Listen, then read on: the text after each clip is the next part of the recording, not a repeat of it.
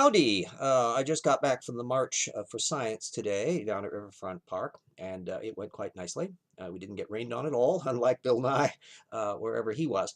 I just wanted to put in a little quickie video on an installment of Scistrike's fascinating show that I participate in, where we demolish the weird ideas of assorted creationists and other kinds of flat earth and oddball videos.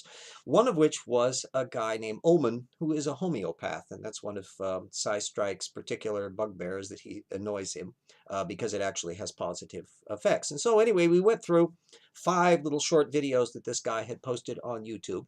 And the 5th video had an interesting feature because it had some sources mentioned, and I kind of semi-annoyed people by having stop the tape, back it up, so that I could write down the sources that were being cited, because what I was going to show was how practical the source methods approach is to weeding out nincompoops at the source level. I was managed when I got home. I have now analyzed the papers. I found all of the sources that Ullman had alluded to. They're actual science papers that are relating to the issue of homeopathy. But the fun part is to do the follow-up. One of these papers by Lindy and Jonas from the 1990s, the issue was, did they stick with the view they had? And it turns out that times had changed since the 1990s.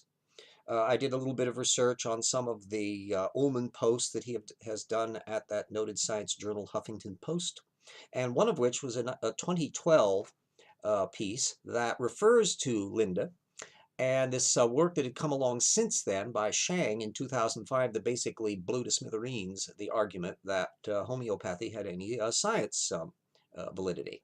Anyway, Ullman went on to say that both Lindy and Jonas wrote to the Lancet after the Shang paper article was published and asserted that the Lancet should be, quote, embarrassed by their publication of this article and the accompanied editorial. Oh dear, Ullman has just tripped up and shown his tendentious methodology. Because as it happens, I was able to track down all of the sources that involved, so I could read what the original ones were.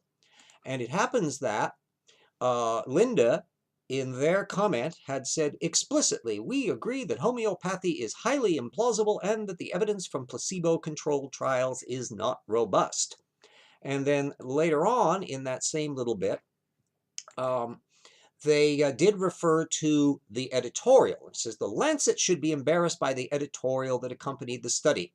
They did not claim that the paper itself was an embarrassment. They just disliked the fact that they used the phrase homeopathy has no benefit and the time has passed for further investment in research, which clearly Linda and Jonas thought that you should still be able to do research in this area.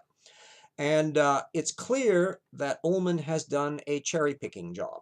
He only pays attention to the parts he wants to pay attention to. He doesn't think about the parts he doesn't want to think about. And that is characteristic of people who have a faulty method. The ability to splice and dice little snippets of information here and there is a characteristic flaw of fuddlebrains. And it doesn't take very long in this wonderful era when we can actually look up primary sources and locate all the direct things in PDFs and read all the little context to be able to spot when people are pulling fast ones. That is the lesson of #tip methodology. And thank you, Scistrike, for calling attention to this nitwit and a spur for me to look up what the sources were.